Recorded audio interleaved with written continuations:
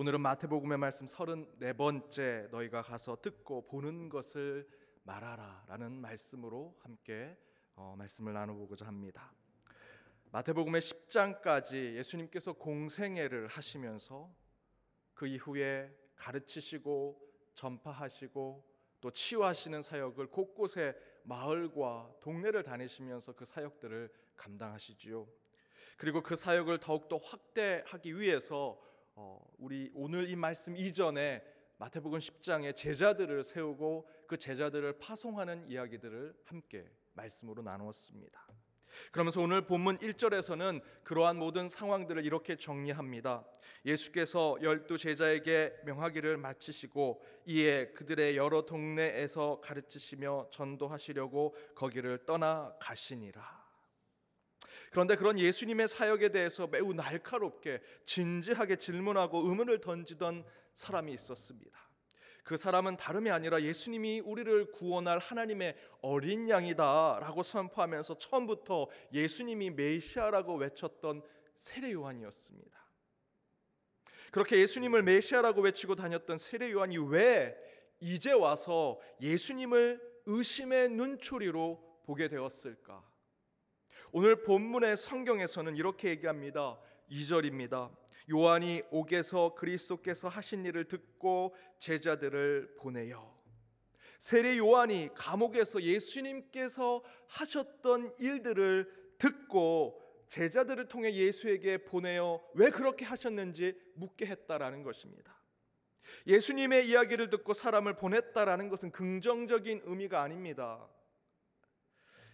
야, 얘기를 들어보니 좀 이상하다. 야, 가서 한번 확인해봐라 라고 하는 것이죠.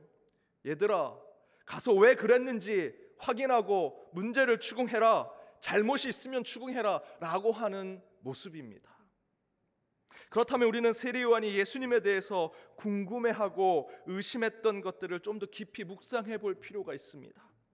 성경의 표현대로 보자면 요한은 갇혀있는 옥에서 도대체 예수님에 대한 무슨 이야기를 들었길래 그렇게 자신이 메시아라고 외쳤던 그 예수를 의심하고 불신하고 문제가 있다라고 생각하고 있는 것일까?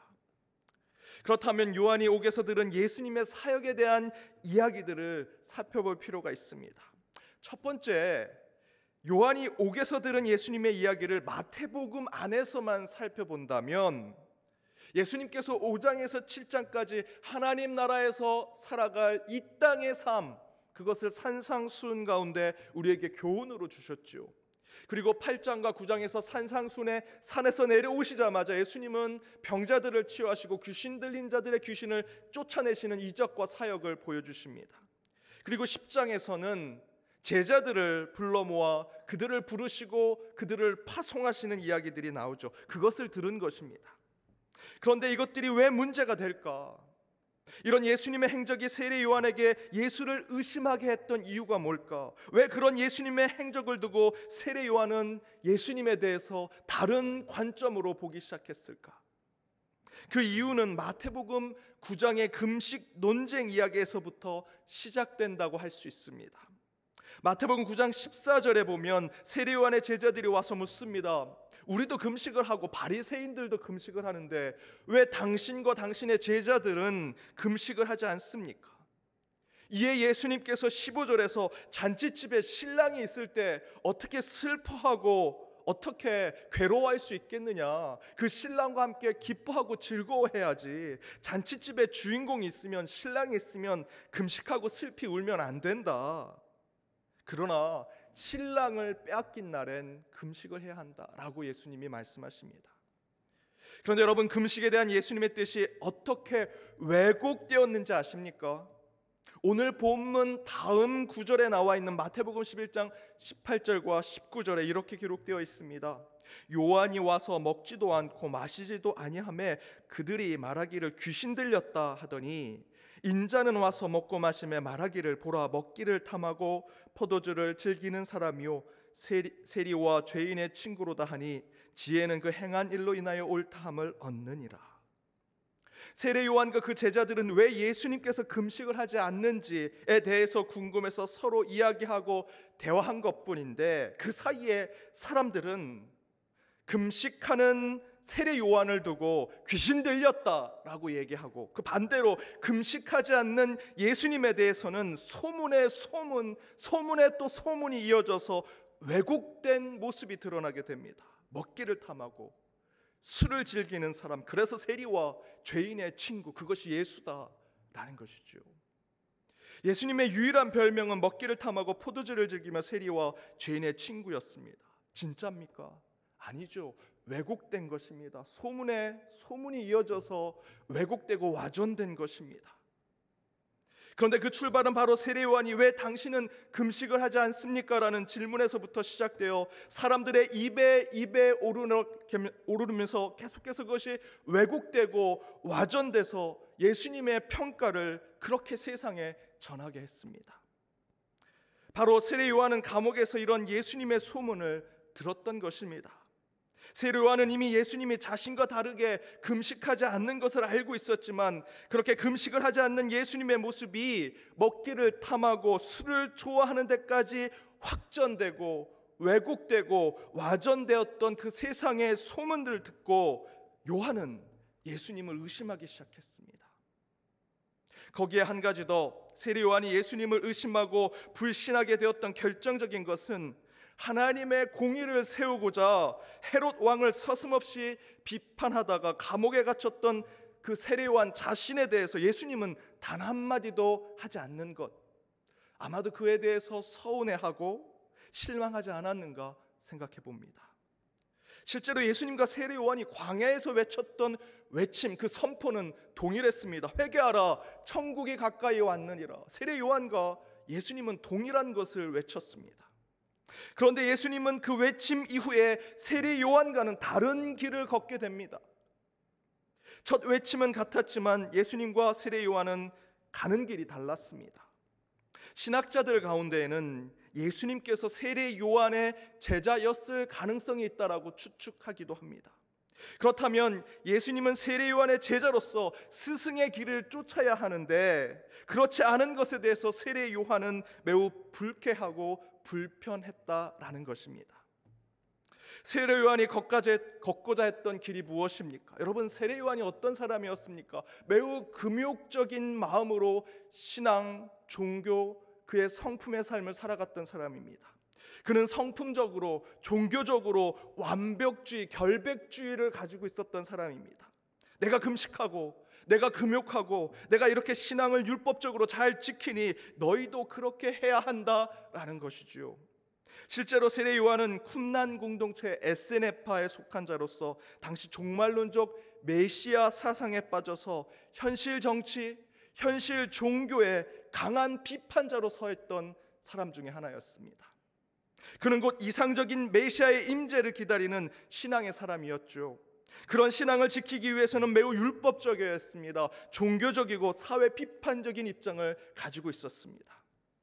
당연히 세례 요한과 제자들은 현실 정치의 로마 제국을 비롯해서 로마 황실의 문제를 강하게 비판했을 것이고, 바리새인과 사두개인, 율법학자들에 대한 그 당시 위선과 가식에 빠져있는 종교인들을 강하게 비판했던 것입니다. 따라서 세례 요한과 함께 길을 걸었던 예수님이라면, 그 신학자들의 이야기대로 예수님이 세례 요한의 제자라면, 예수님은 세례 요한과 그 제자들이 걸었던 길을 함께 걸어야 한다라는 것이죠. 그런데 예수님은 다른 길을 걸으셨습니다. 세례 요한이 정의를 외쳤다면 예수님은 사랑을 외치셨습니다. 세례 요한은 세상의 변화가 먼저라고 외쳤다면 예수님은 병자와 약자, 지극히 작은 자의 치유와 회복이 먼저라고 얘기하셨습니다. 세례 요한이 먼저 된 자의 비리와 부정을 문제 삼았다면 예수님은 나중된 자의 긍휼과 자비를 베푸신 분이셨습니다. 세례 요한은 칼과 창으로 세상을 바꿔야 한다고 외쳤다면 예수님은 칼로 흥한 자, 칼로 망한다고 외치시면서 끝까지 십자가와 사랑, 자기 희생과 자기 포기를 하나님 나라의 사상으로 외치셨습니다. 바로 그런 세례 요한과 예수님의 차이를 오늘 본문은 이렇게 극명하게 보여줍니다. 11장 2절에서 3절, 요한이 옥에서 그리스도께서 하신 일을 듣고 제자들을 보내어 예수께 여짜오되 오실 그이가 당신이오니이까 우리가 다른 일을 기다리오리이까. 세례 요한은 감옥에서 예수님이 하신 일을 듣고 제자를 보내면서 당신이 정말 메시아입니까? 우리가 또 다른 사람을 기다려야 합니까? 라고 묻지요. 이에 예수님은 4절에서 예수님께서 대답하여 이르시되 너희가 가서 듣고 보는 것을 요한에게 알려라 라고 말씀하십니다. 예수님의 대답은 너희가, 세례 요한과 너희 제자들이 듣기만 들었구나, 귀로만 듣고 있구나, 그러면 이제 너희가 듣고 보는 것을 세상에 알리라 라고 응답하신다라는 것이죠. 바로 여기서 극명하게 세례 요한과 예수님의 차이점이 나타납니다. 요한은 예수님에 대해서 들은 것만 가지고 평가하고 재단하는 것으로 예수를 의심하고 불신합니다. 그러나 예수님은 그렇게 자신을 평가하고 재단하는 세례 요한과 그 제자들에게 이렇게 응답하시지요. 듣는 것만 가지고 나를 평가하지 마라. 듣고 보는 것으로 나를 생각해라. 여러분, 듣고 보아야 합니다. 예수님께서 말씀하신 대로 듣는 것에만 머물러서는 안 됩니다. 듣고 보는 것에서 깨달음을 얻어야 하고 참된 하나님 나라를 봐야 합니다. 그렇다면 그것이 주는 메시지는 무엇일까? 먼저 우리가 이 말씀 가운데 영적 교훈을 얻어야 하는 것은 들은 것만을 가지고 모든 것을 판단해서는 안 된다라는 것입니다. 듣고 보아야 합니다. 특별히 요즘처럼 수많은 정보와 소문, 이야기와 뉴스들이 범람하는 시대에 우리는 너무도 쉽게 들은 것만 가지고 세상을 판단하고 사람들을 정죄하는 잘못을 범하고 있습니다. 저는 솔직히 오늘 본문 2절과 3절의 말씀을 보면서 세례 요한이 왜 이렇게 성급할까 할 정도로 세례 요한의 모습 가운데 실망을 하게 되었습니다. 그런데 정작 이 세례 요한의 실수와 잘못은 요즘 저와 여러분 우리가 하고 있는 잘못이더라라는 것이지요. 누구 하나 잘못된 소문과 가짜뉴스, 왜곡된 보도에 대해서 확인하고 찾아보려고 하지 않는다라는 것입니다. 듣기만 하고 알아보려고 하지 않습니다. 보려고 하지 않습니다. 거기에 한 가지 더 정확하지 않는다면, 확신할 수 없다면, 팩트의 증거가 없다면 좀 더 기다리고 성급하게 확정해서 이야기하기 전에 한 번 더 내용을 살펴보는 신중함이 필요한 이 시대에 요즘은 거의 모든 세대, 모든 그룹이 그 신중함과 인내, 기다리는 것이 없다라는 것입니다. 제가 최근 이런 들은 것만 가지고 가벼운 확신에 빠져 살아가고 성급함에 빠져 살아가는 한국 사회를 제가 직접 경험했습니다. 제가 지지난주 SNS에 코로나19 재확산 때문에 특별히 우리 자녀들, 학교 다니는 자녀들이 2학기 등교를 막 준비해서 과제도 준비하고 학교 갈 준비를 막 했는데 모든 것이 물거품이 된 그 상황을 보고 우리 아이들에게도 너무 미안하고, 그 아이들을 지난 학기에 여러분 아시는 것처럼 반년 동안 학교도 안 가는 그 아이들 다 회사도 못 가고 일도 못하는 우리 학부형들이, 엄마 아빠들이 그 아이들 뒷바라지 하느냐고 그렇게 고생해서 이제 학교를 좀 보내나 했는데 그 학부형된 젊은 성도들 얼마나 낙심했겠습니까? 그들을 향한 안타까운 마음을 가지고 제가 SNS에 글을 하나 썼습니다. 기독교인이라서 미안합니다. 목사라서 미안합니다. 그런데 어떤 일이 벌어졌는지 아십니까? 제가 쓴 글의 제목과 유사하다는 이유로 한 청와대 게시판에 올라온 게시글을 제가 썼다는 소문이 나기 시작했습니다. 청와대에 쓴 게시글은 제가 쓴 게 아닙니다. 그런데 제목이 비슷하다는 이유로 제가 썼다는 소문이 나기 시작했습니다. 끝내는 한 주요 일간지 신문의 기사로까지 나오게 됐습니다. 그 사실을 알게 되자마자 1시간 안에 저희들이 신문사에 연락해서 정정 기사를 요청했고 기사를 수정해 줄 것을 강력하게 요구했습니다. 그런데 놀랍게도 그 사이에 한두 시간 사이에 3-4개 인터넷 신문사에서 똑같이 확인도 하지 않고 그 기사를 그대로 카피해서 자기들의 신문에 올렸습니다. 그래서 모든 신문사에 다시 연락해서 기사를 수정해달라 강력히 요청했습니다. 제가 그 일이 일어났는데 혈압이 다시 올라서 머리가 얼마나 아팠는지 모릅니다. 그런 중요한 기사를 쓰는데 정작 당사자인 제게는 한 통화의 전화도 없었습니다. 문자 하나도 없었습니다. 누구 하나 사람을 통해서 목사님이 쓴 글이 맞습니까? 확인하는 사람, 확인하는 기자, 확인하는 신문사 하나도 없었습니다. 사실 확인도 아니하고 그런 기사를 주요 신문사에서 기사를 쓰는 것입니다. 주요 신문사 기자도 들은 것만 가지고, 소문만 가지고 그런 기사를 쓰는데 저와 여러분이 살아가는 세상은 어떻겠습니까? 그 이야기를 어떤 분께 했더니 그분이 이렇게 얘기합니다. 목사님, 요즘은 세상은 말로 사람을 죽이고 말로 사람을 살리는 시대입니다.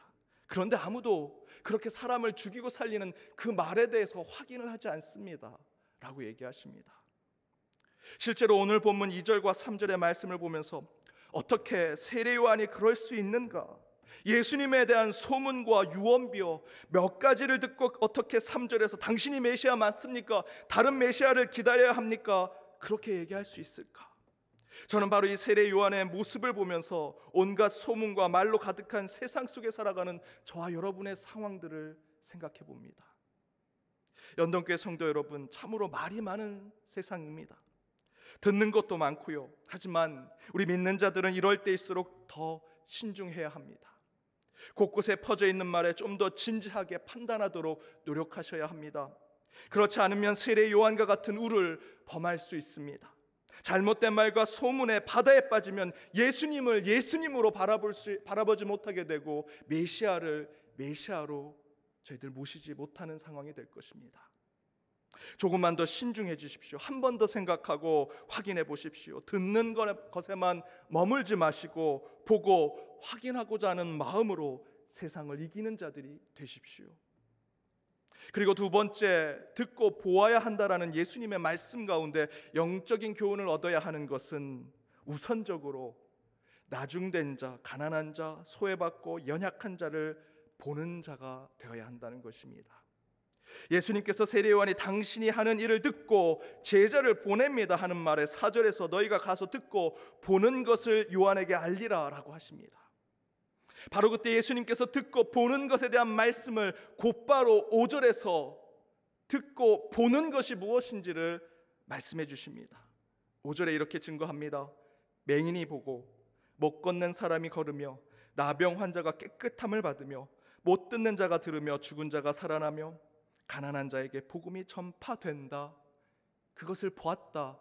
그것을 확인했다 하라. 여기서 중요한 것은 맹인이 보고 못 걷는 사람들이 걷고 나병 환자가 깨끗해지는 것 중요하지만 한 가지 더 중요한 것이 있습니다. 세상에서 가장 소외받고 차별받고 버림받는 그 6부류의 사람들을 예수님이 구체적으로 기록하고 계셨다라는 것입니다. 맹인, 못 걷는 사람, 나병 환자, 못 듣는 자, 죽은 자, 가난한 자. 우리 예수님은 세상 사람들이 아무도 거들떠보지 않는 사람들을 보고 계셨다라는 것입니다. 귀로만 가난한 사람, 연약한 사람 도와줘야지 귀로만 듣는 것이 아니라 우리 주님은 그들을 직접 보셨습니다. 그리고 그들에게 치유와 회복의 역사를, 이적을 보여주셨습니다. 사람들은 잘못된 소문을 듣고 예수님을 먹고 마시기를 탐하는 죄인과 어울리는 사람이라는 유언비어를 퍼뜨리고 그런 헛된 말로 어떻게 예수가 그럴 수 있는가, 예수가 메시아가 맞는가라는 비아냥과 희덕거림이 그곳에 있었을 때 우리 예수님은 말로만 떠드는 세상에 관심이 없으십니다. 세상이 버린, 그리고 그들을 민망히 여기시고 그들을 구원하고 그들을 회복시킬 그 사역에만 관심이 있으십니다. 저는 여기에 한국교회가 유일한 신락 같은 소망과 희망이 있다고 믿습니다. 요즘 많은 사람들이 이제 누가 교회 가겠느냐, 누가 교회 오겠느냐 얘기합니다. 정말 목사로서 현장에서 그런 소리들을 들으면 절망에 빠집니다. 좌절에 빠집니다. 그 절망과 좌절이 피부로 느껴집니다. 이 예배의 영상을 보시는 여러분만 잘 케어하고 잘 목양하면 됐지 라고도 말씀할 수 있습니다. 그럼 우리 연동교회 10년, 20년, 30년 후는 어떡합니까? 한국교회 미래는 어떡합니까? 교회는 끝까지 복음을 전하는 곳입니다. 우리끼리 잘 먹고 잘 살자는 것이 교회가 아닙니다. 세상 사람들, 믿지 않은 사람들을 불러 모으는 것이 교회입니다. 교회는 선교적 교회지요. 그런데 지금 이런 상황에 우리가 어떻게 그렇게 할 수 있겠습니까? 저는 오늘 이 5절에 예수님께서 우리에게 보게 하신 그것을 통해 신락 같은 희망과 소망을 봅니다. 지극히 작은 자에게 주님의 사랑을 베풀면 그 가운데 하나님께서 이 교회를 세우시겠다. 그러면서 예수님은 세례 요한의 제자들이 떠나고 예수님의 제자들에게 다시 이렇게 말씀하십니다. 7절에서 9절입니다. 그들이 떠나매 예수께서 무리에게 요한에 대하여 말씀하시되 너희가 무엇을 보려고 광야에 나갔더냐? 바람에 흔들리는 갈대냐? 그러면 너희가 무엇을 보려고 나갔더냐? 부드러운 옷 입은 사람이냐? 부드러운 옷 입은 사람들은 왕궁에 있느니라. 그러면 너희가 어찌하여 나갔더냐? 선지자를 보기 위함이었더냐? 옳다, 내가 너희에게 이르노니 선지자보다 더 나은 자니라. 광야에 나가면 아무것도 보지 못하는 곳이죠. 우리 신앙의 훈련의 장소가 어딥니까? 광야입니다. 왜 광야에 나갑니까? 우리의 신앙의 삶이 광야라고 얘기하죠. 아무것도 볼 수 없기 때문에, 아무것도 의지할 수 없기 때문에 광야가 우리의 신앙의 훈련의 장소입니다. 오직 하나님만 바라보기 위해서. 그런데 밝음 읽은 본문에서 어떻게 증거합니까? 너희가 무엇을 보려고 광야에 나갔더냐? 그러면서 무엇을 얘기합니까? 바람에 흔들리는 갈대냐? 아니면 부드러운 옷을 입은 사람이냐? 라고 예수님은 말씀하십니다. 그 신앙의 광야와 같은 아무것도 볼 수 없는 오직 하나님만 바라봐야 할 그 신앙의 장소에서 우리는 흔들리는 갈대를 봅니다. 여기서 흔들리는 갈대는 세례 요한을 얘기합니다. 또한 부드러운 옷 입은 사람들은 왕, 귀족, 왕족, 기득권을 가진 바리새인, 사두개인들과 같은 종교인들을 이야기합니다. 하나님을 바라보기 위해서 나간 이 광야에서, 이 신앙의 삶 가운데, 이 교회 생활에서조차 우리는 인간적으로 불같은 선지자, 불같은 예언자를 보기를 바랍니다. 아니면 차라리 내 삶을 책임져 줄 세상의 권세자, 힘 있는 사람을 이 광야에서조차 바라보려고 한다라고 예수님은 말씀하십니다.